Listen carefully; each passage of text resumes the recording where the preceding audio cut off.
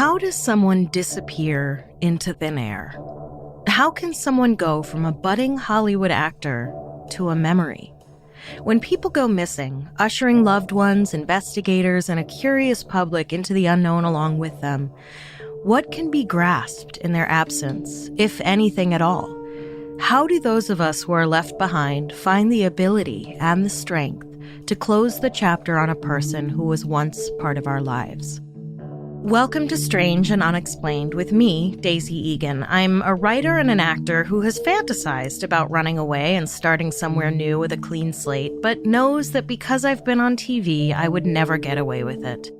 I once got off an elevator at a Trader Joe's in Seattle, and a woman said, "What are you doing here?" She'd just seen me on TV the week before, and seeing me in her local grocery store a few days later appeared to be almost too much to compute. Some random street punk on Hollywood Boulevard once called me out by my full name. A local bartender here in Rhode Island said, "I've seen you before. Are you a cop over in Taunton?" I wouldn't have corrected her, except that I will not stand for being confused for a cop. Or from Taunton. Shudder. JK. I am by no means a celebrity, but that's beside the point.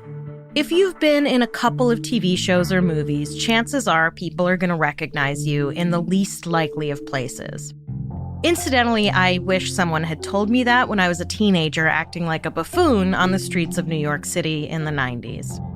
So how could it be that a young actor with a major film credit like Varsity Blues could just bloop out of his own life seemingly into thin air?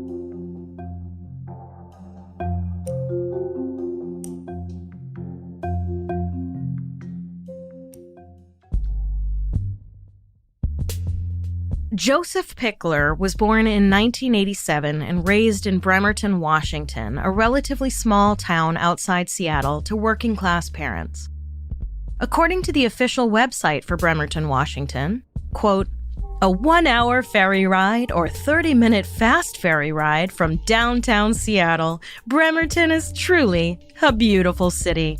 Guests enjoy the Kitsap Conference Center, 2 hotels, fine dining, coffee shops, cafes, and the Port of Bremerton Marina in the downtown Harborside area." End quote. Bremerton may have a conference center, but what it doesn't have is a good brand manager.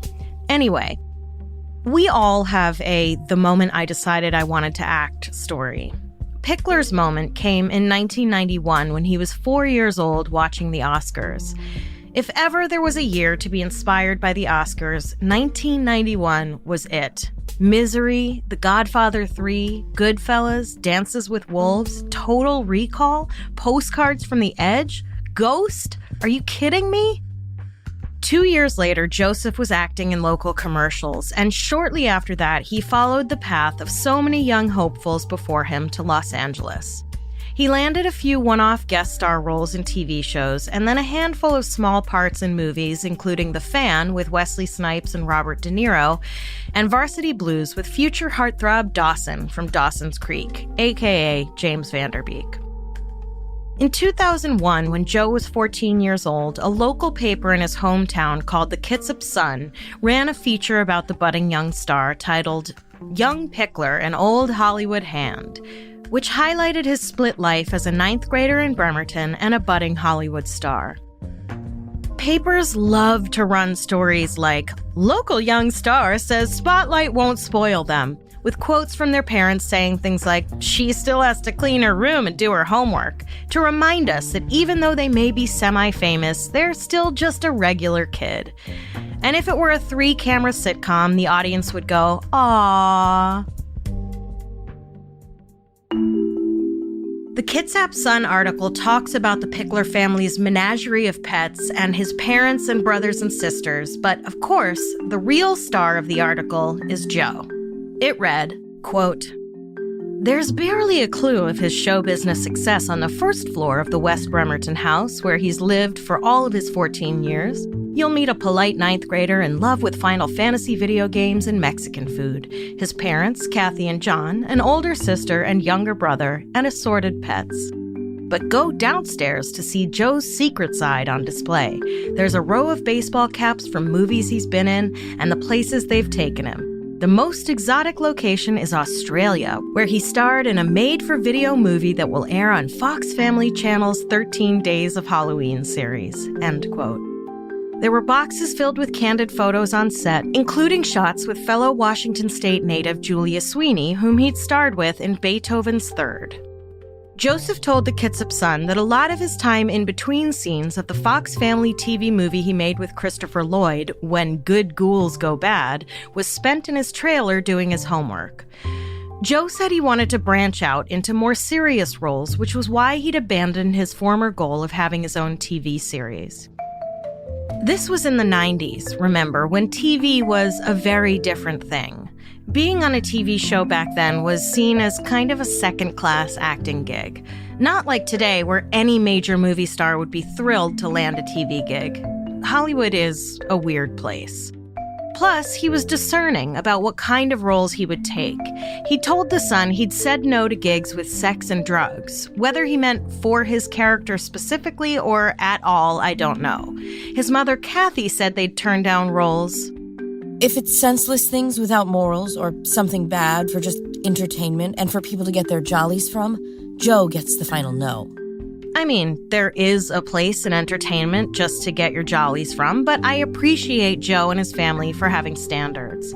My parents said no to TV gigs for me for the most part. As for commercials, my mom had taken me to an audition for one for Huggies diapers when I was 6 months old, and apparently I screamed my head off so much at the callback I didn't get the gig.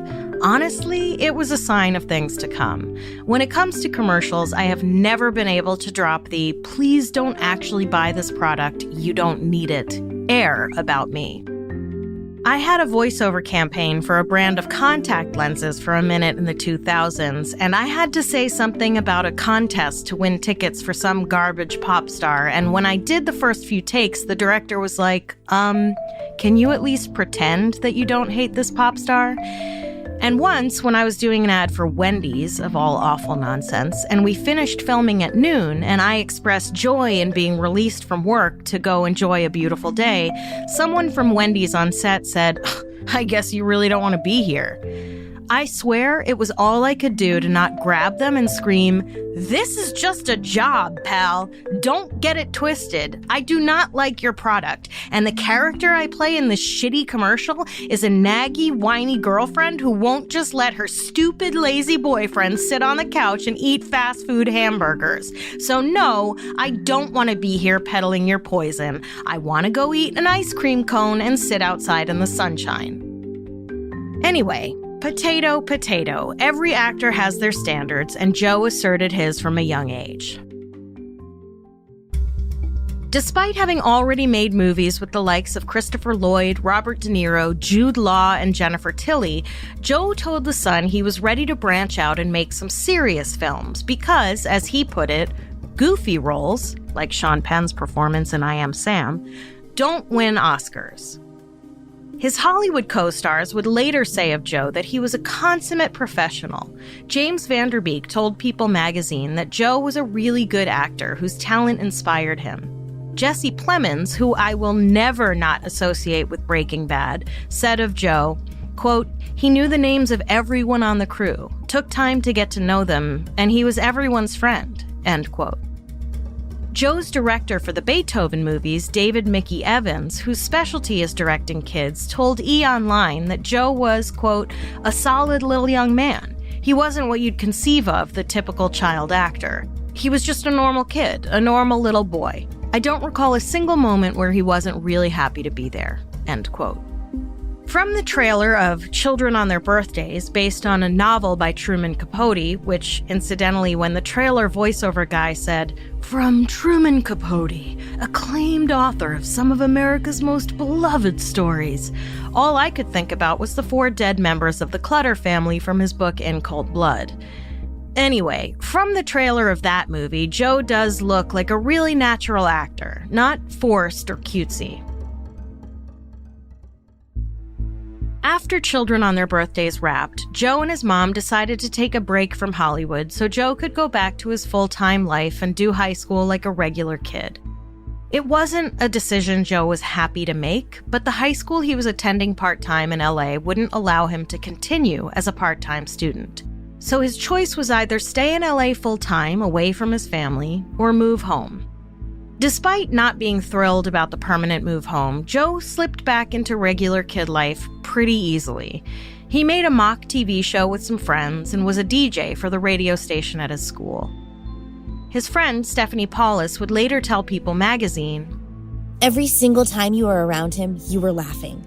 He was always being silly, creating talent shows and dance moves." Joe graduated from Bremerton High in 2005 and was apparently just waiting to get his braces off before moving back to Los Angeles. Joe had a MySpace page, just like the rest of us, on which his screen name was McBad Dorkfish. According to E! Online, quote, his stated preferences are the Beatles, beer, and hot girls, spelled Hottgerls. His favorite books he doesn't say. His favorite movies include Varsity Blues and Beethoven's Third and Beethoven's Fourth, end quote. While waiting to get his braces off, Joe worked a regular 9-to-5 job as a tech person for Nextel and another phone company, even though he'd gained access to his childhood movie earnings once he turned 18. He did go get his own apartment, but apparently visited home frequently. His friend Tracy Bourgeois told E! Online that he was very happy at this time. But soon, all of these parts, a happy, successful former child star and hopeful adult actor with a good job, his own place, and a loving, supportive family, wouldn't fit together when on January 5th, 2006, Joe seemingly disappeared off the face of the earth. By January 9th, 2006, Joe's mother, Kathy, started getting pretty worried when she hadn't heard from her son in a few days. She would later tell People magazine, "It wasn't like Joe not to check in with us every day. I thought he'd just gotten busy." So she sent Joe's brother, AJ, to Joe's apartment to check on him. Apparently, AJ found Joe's door unlocked and his lights on, but of course, no one was home.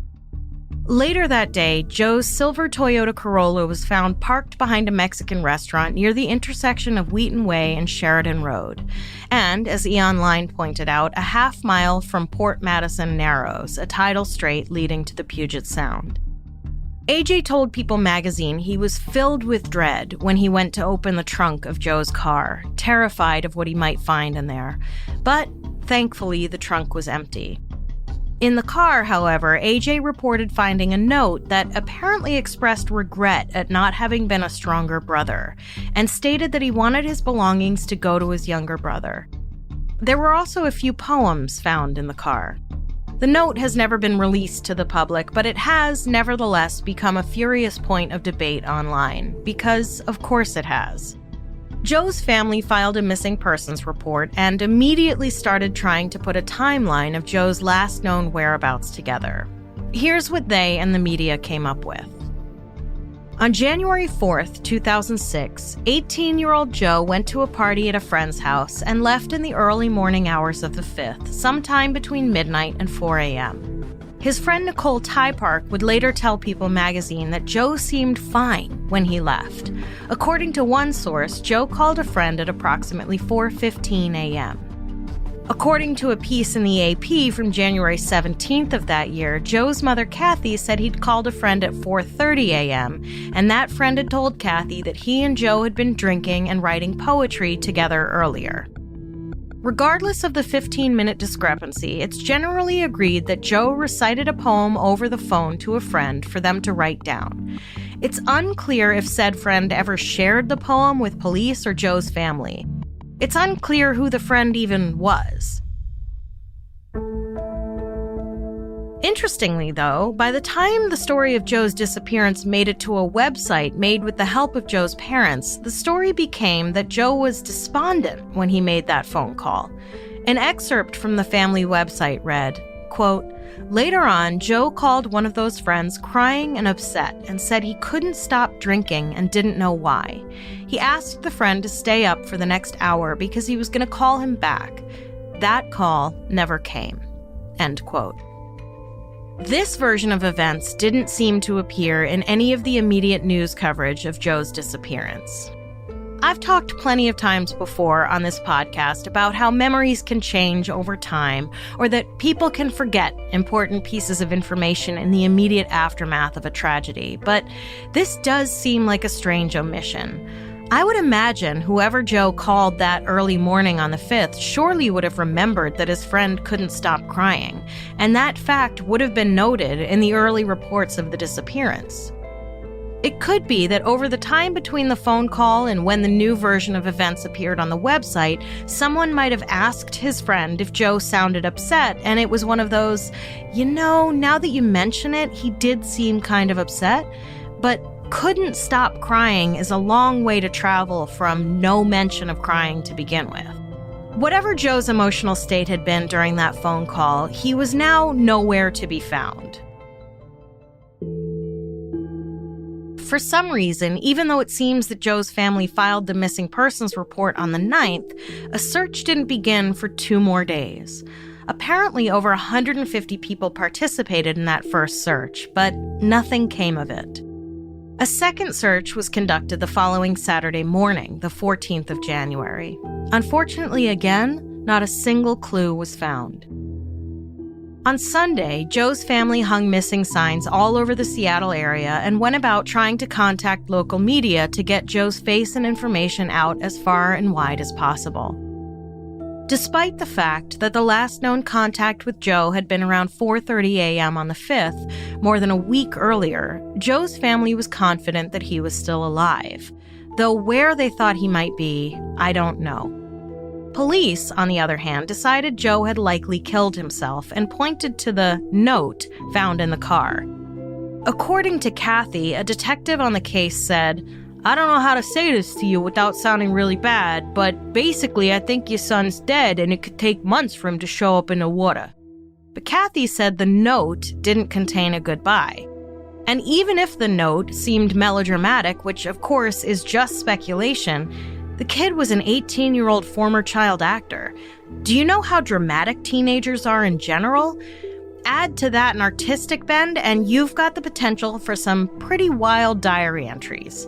If I went back and read my diary from when I was 18, not only would I literally die from embarrassment, but I would not be surprised if there were multiple references to wanting to die or how lonely/depressed/awful I felt. I'm sure there are pages of terrible poetry about the sweet release of death or whatever. I'm sure there are ridiculous song lyrics about how I would never find love or some other nonsense. This is what teenagers do. Their minds are constantly swirling with massive thoughts and feelings, and they know that if they share any of them with an adult, everyone will panic and put them on Ritalin or something. So they pour everything out into bad poetry, song lyrics, letters, and diary entries. Add to that Joe had been drinking. Newsflash, alcohol is a depressant. So yeah, his writing was probably pretty dark and, in retrospect, ominous.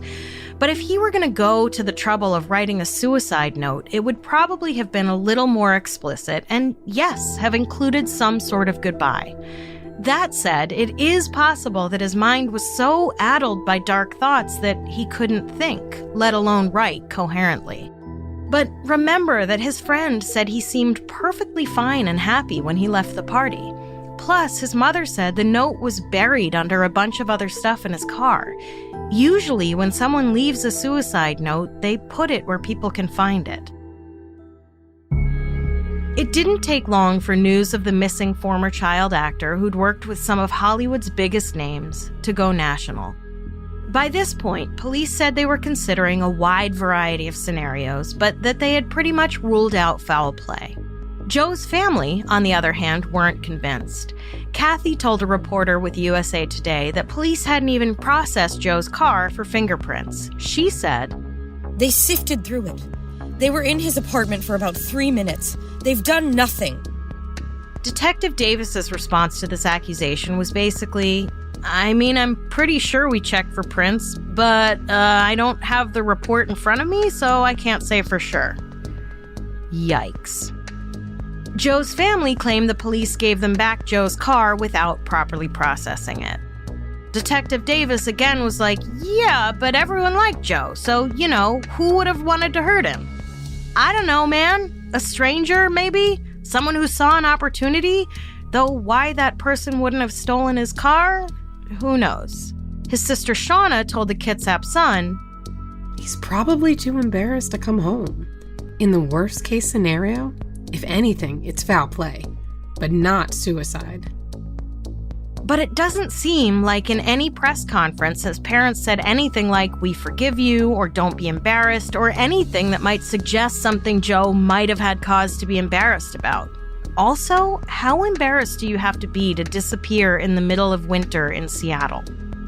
Joe's brother said the so-called note said he wanted to start over. I mean, again, what 18-year-old doesn't want to start over? And true, you haven't even really started when you're 18, but you hardly know that, do you? Anyway, despite the national attention, no useful leads came in, no real progress was made on the case, and news about Joe Pichler's disappearance pretty much stopped after January 20th, only a little more than 2 weeks after he'd gone missing.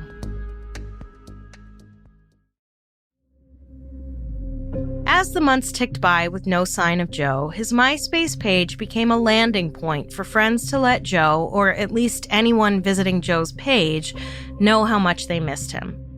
Many logged on February 14th to wish him a happy 19th birthday or to post pictures. Whether they were hoping he would respond or were just finding a way to express their own grief is hard to say. His friend Tanya told E! Online, When I leave messages, it's not like I'm talking to a missing person. It's like he's still here. We all just want him to know he's loved and missed. And maybe he can find comfort in whatever situation he may be in. But Tanya wasn't 100% convinced, it seems, that Joe might have been in trouble at all. She said that if for some reason Joe had decided he didn't want to be found, he would find a way to disappear. He's someone who gets what he wants, and he's very intelligent, too.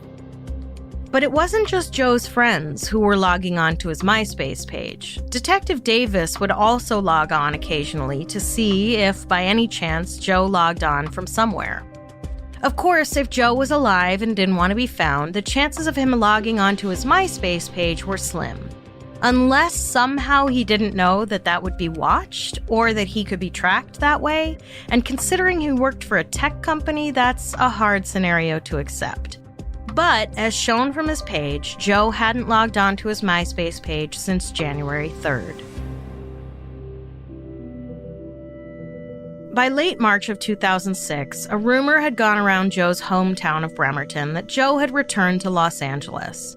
Police were quick to dismiss this rumor. It didn't make sense that Joe would leave suddenly with zero warning and apparently with zero belongings, including his car, in the pre-dawn hours of the morning to go back to LA. Not only that, but on the Missing Joe Pichler website put together with help of Joe's parents, it says that his asthma inhaler was found in his abandoned and locked car. He was apparently, quote, allergic to dust mites, cats, dogs, birds, and just about everything outdoors, end quote. That must have been some childhood, considering he grew up with dogs, cats, and birds. Incidentally, no one realized my sister was allergic to cats until years after living in a house with multiple cats who shed as though my mom was saving up to knit a carpet. Everyone was just like, wonder why she's so stuffed up. Oh well, let's get another cat. And while police had first deemed Joe's disappearance a suicide, Detective Davis was now saying that didn't make sense either. The so-called note Joe left behind in his car, buried under a pile of stuff, was really just the musings and poetry of an 18-year-old kid. Sergeant Kevin Crane elaborated that the note didn't speak of Joe's state of mind. Davis also said police had found other documentation in the car, but apparently never revealed what that documentation was. On the 6-month anniversary of Joe's disappearance, his family held a candlelight vigil in the hopes of keeping Joe in the public's thoughts. More than 100 locals gathered where Joe's car had been found, saying prayers for and telling stories about Joe. One friend told the Kitsap Sun that they just hoped Joe would return and say he'd been on vacation. His friend Cammie joked that if he did, they would all hug him and then punch him. And yes, absolutely, voluntarily disappearing from your life and the lives of everyone who loves you, only to return later and be like, JK, I was just chilling, would be a serious dick move. I would imagine the only thing worse than losing a loved one, whether to accidental death, murder, or suicide, would be losing someone and not knowing what happened to them or where they went.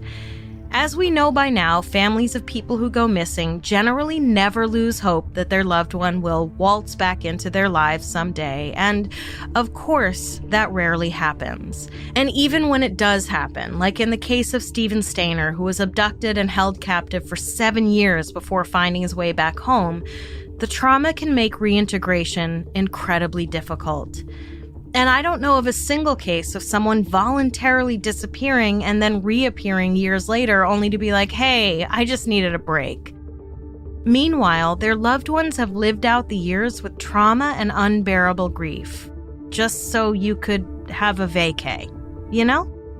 But there was no activity at all on Joe's bank accounts, driver's license, or social security number, so the likelihood that he was just off chilling somewhere wasn't very good.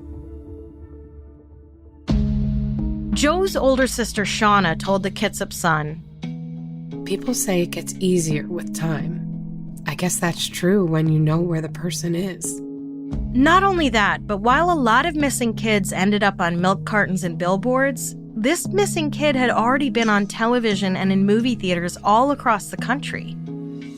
Anyone could walk into their local Blockbuster and see his face on the box for Beethoven's Third or Fourth. This was not some anonymous kid. He'd worked with Robert De Niro. Incidentally, I couldn't find any information about any of the actors he worked with coming forward to offer reward money or publicity about his disappearance, which just seems weird.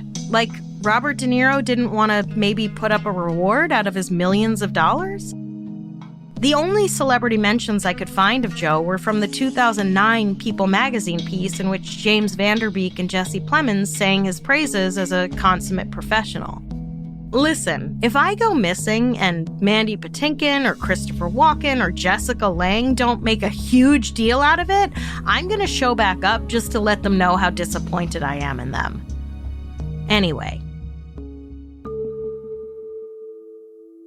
By 2011, it seems local police had concluded that Joe Pichler was missing by choice because there was absolutely no evidence of foul play. Whether that meant he walked away from his life and was living it out somewhere else incognito or that he killed himself, they didn't elaborate. The Kitsap Sun reported, quote, after receiving a large amount of money from a trust account when he turned 18 in 2005, Pichler disappeared January 5th, 2006, and is still listed as missing. Police found no evidence of a crime and suspect he's missing by choice, end quote. It was definitely a choice to put his disappearance and the fact that he'd come into money in the same sentence. But again, there was no evidence that he'd either withdrawn a large sum of money before disappearing or that he'd touched the money after he went missing.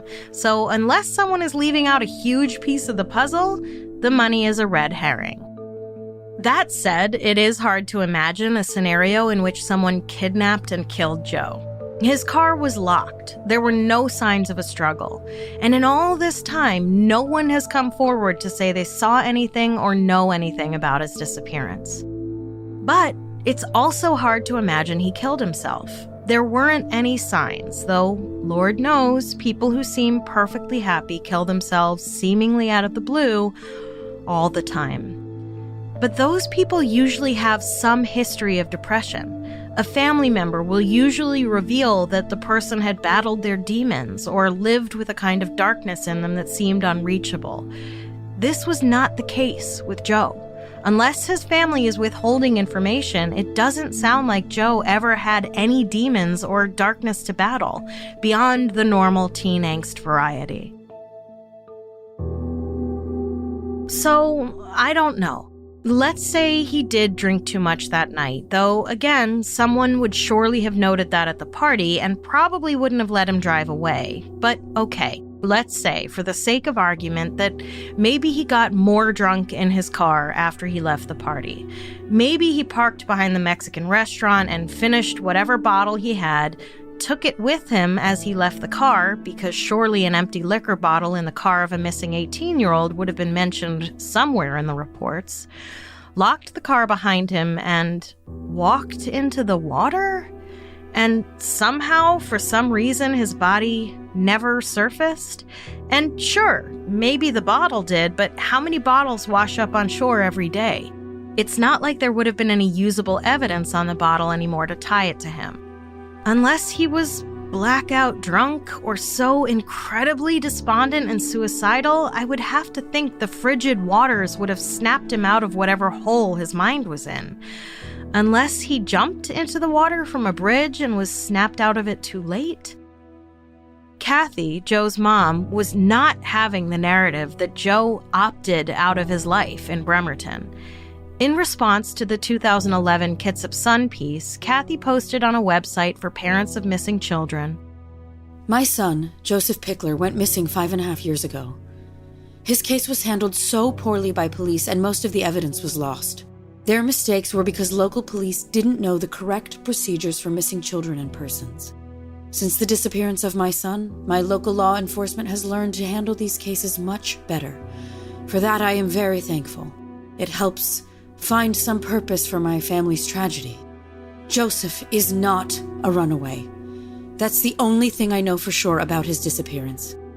After nearly 6 years, we still have no resolution. Since Joseph's disappearance, my focus has been to help raise awareness of our nation's epidemic. I also struggle to get through each day without answers as to the whereabouts of my missing son. Our system is so very broken in so many ways.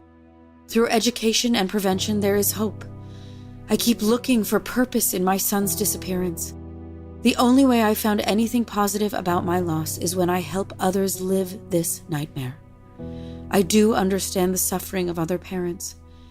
Now I try to work for a better future so that the others aren't forced to wear these shoes. There isn't a ton of information about what exactly Joe's family think the police missed, aside from not fingerprinting the car. And again, we don't know if they didn't. It was just Detective Davis who was like, huh? What? Who? Where? According to Davis, Joe's file was 2 inches thick. What it consists of is anyone's guess.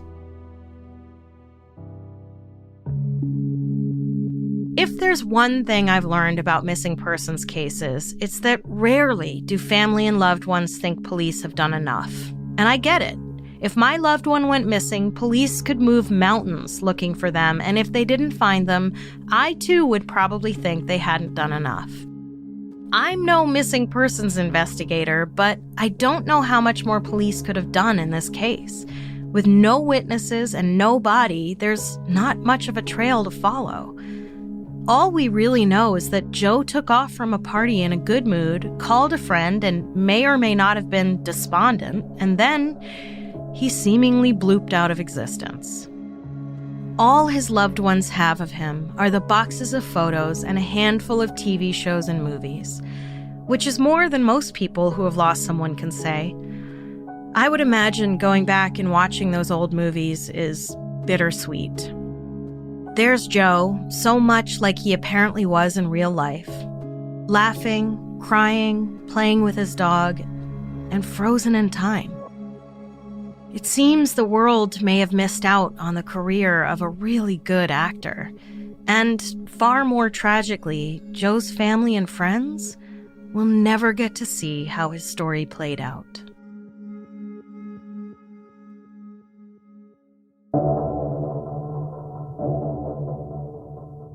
Next time on Strange and Unexplained.